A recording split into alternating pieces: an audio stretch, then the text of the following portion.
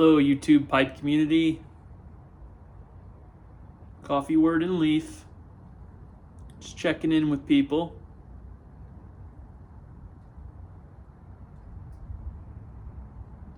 Just enjoying this snowy Chicago day. Snow's really coming down in these huge flakes.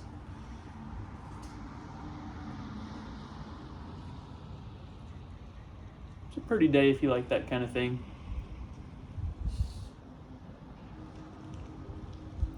Smoking some Lane 1Q today, which in my last video I couldn't remember having it.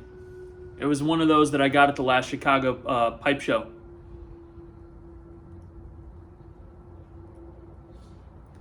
For it being like one of the highest selling tobaccos out there, it's okay. It's all right.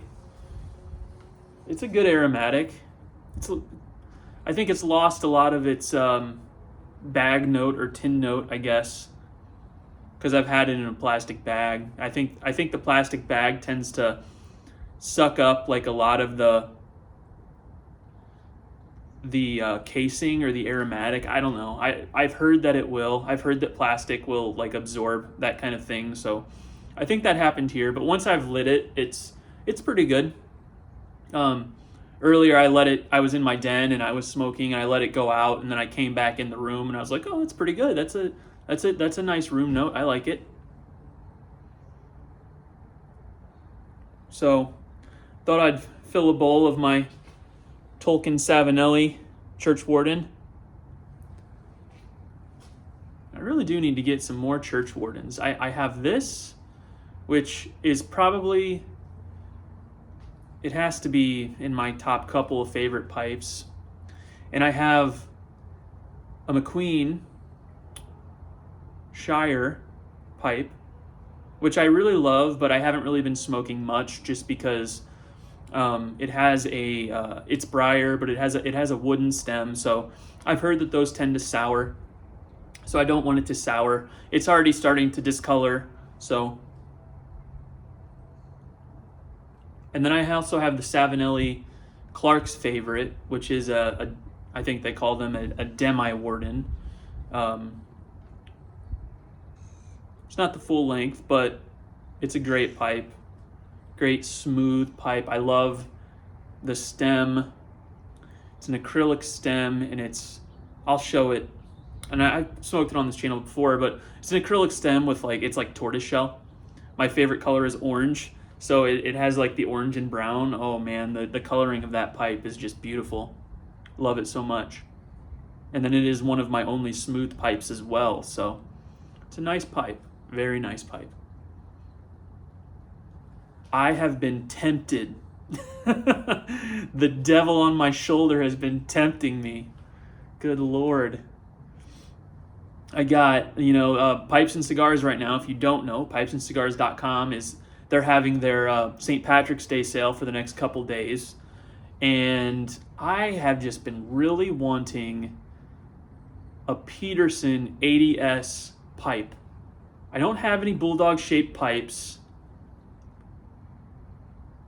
And they have on Pipes and Cigars a Dracula Peterson 80S. Perfect. It would be a great deal. But I'm just telling myself, no, you gotta wait. Especially because, one, who doesn't need to budget for their pipe spending habit? But two, so as a part of the Chicago Pipe Collectors Club, I get like a 20% off discount on all pipes and pipe tobacco. And I found on their website that they have in storage a Peterson Donegal Rocky 80S.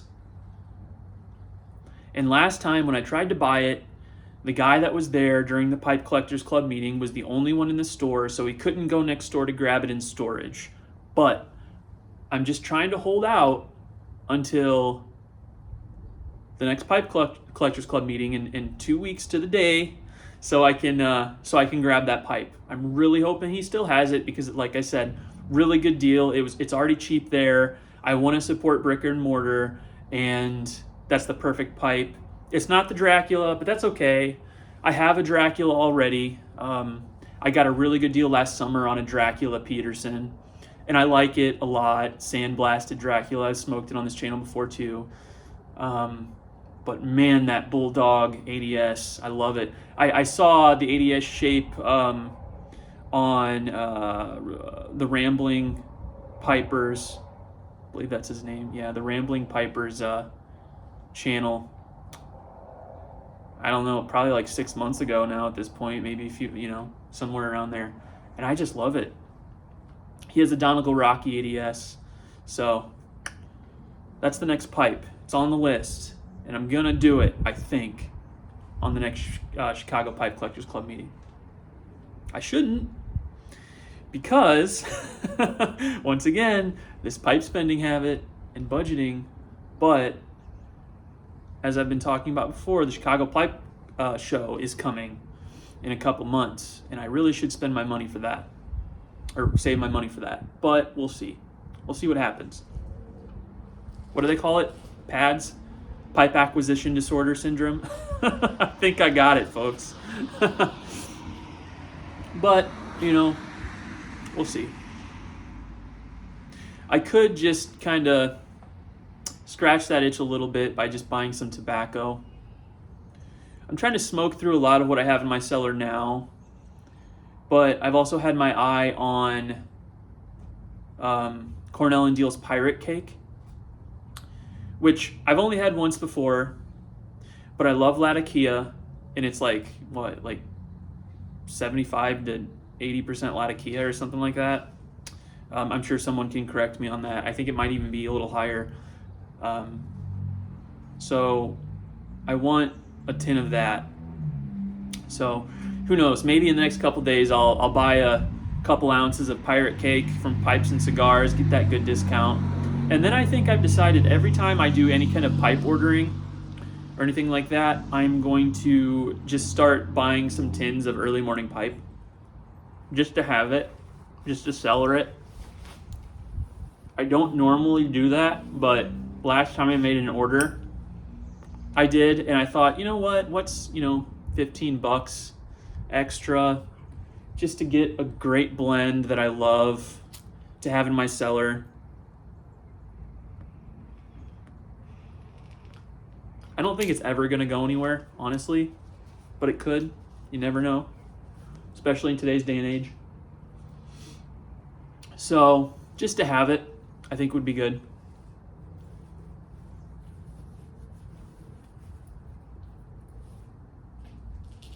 Shortly before I hopped on here, I was in my den talking with my wife, and I was like, just out of the blue, we were talking about books. She's a librarian as well. We were talking about books, and I'm like, this would be perfect for my channel.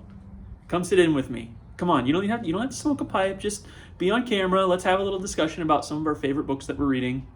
Couldn't get her to do it yet, but maybe someday. She's like, I haven't showered. I haven't done my hair. I look so tired. I'm a tired mom. She has a sweatshirt on right now that says Tired Mom's Book Club. I said that would be perfect for my channel, but she wouldn't go for it. So maybe someday soon.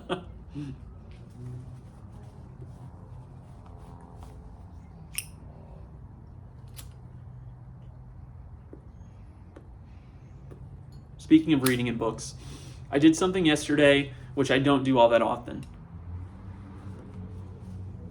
I think I've decided I'm going to quit reading a book.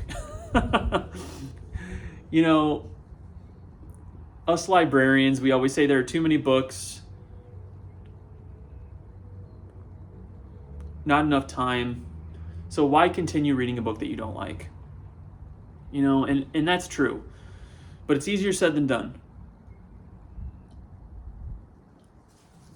Especially, I think I'm out here. Especially when I'm like 70% of the way through. I think I only have a couple hundred pages left.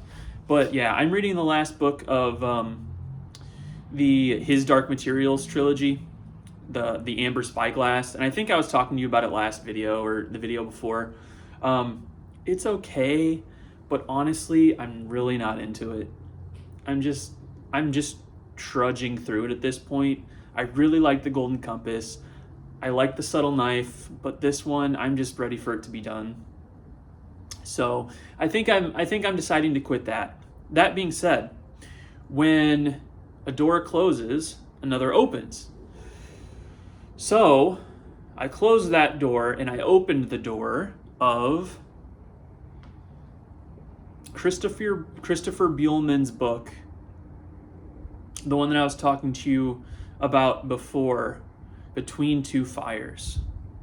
And damn, am I glad that I started that book. Started it yesterday, and I woke up at 4 o'clock this morning just thinking about it. And I was like, oh man, I can't wait to get up and have a cup of coffee and read this. So I went back to sleep, but I woke up, grabbed a cup of coffee, went in my den, started reading again. About 100 pages into it. It is wonderful. The background and what's happening in kind of in the spiritual landscape of this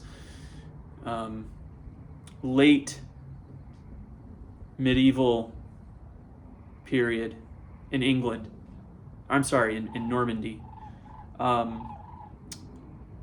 It's after the fall of Lucifer, of course. It's during the Black Plague, and the fallen angels have decided to wreak havoc on the world and destroy the sons of Adam for good, those being human. And so the Black Plague is just ravaging Europe. And the story begins with this disgraced, fallen knight who's just traveling and wandering the ravaged countryside. Everyone's dying or dead or trying to quarantine themselves in their homes.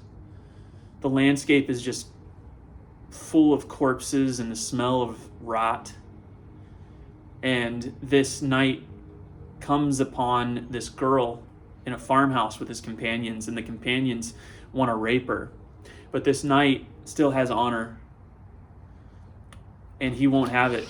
He decides to destroy. He decides to kill all of his companions and save her, and decides to travel with her. So it's good. Each chapter, it's just part of his story. You don't know everything that's going on. Oh, hi, Abby. My daughter decided to come out and say hi. You don't know everything that's going on. Hey, kiddo. But it's scary. It's dark.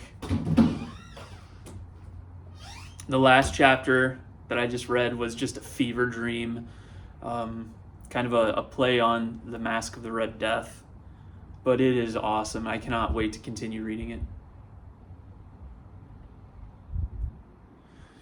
It was originally published in, I think, 2012, and it got a really good following, like through BookTube and TikTok and stuff over the years.